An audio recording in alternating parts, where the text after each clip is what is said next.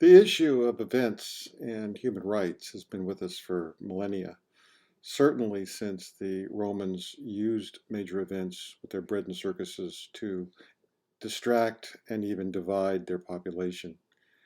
We saw it again with Don Scholander's reaction in his book Deep Water to what he saw in Mexico City, particularly as he entered the village shortly after the events there prior to the Mexico City Games. At the end of his book, he called for athletes to come together to explore ways to make sport and events serve human rights better than they had to that point.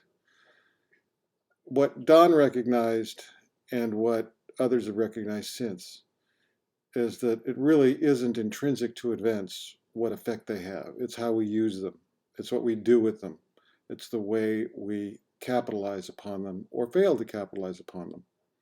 It's not intrinsic to events, it's what events enable for us. And that's really the issue when we start thinking about mega events and human rights.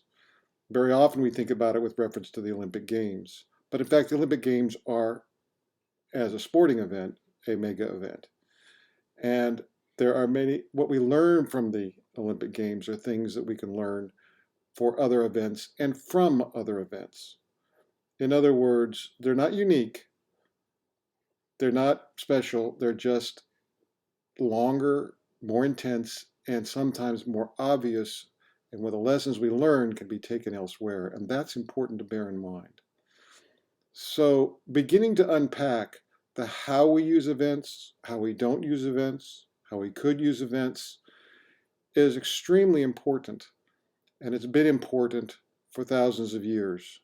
Now we have the tools to begin to understand them and to do something with them.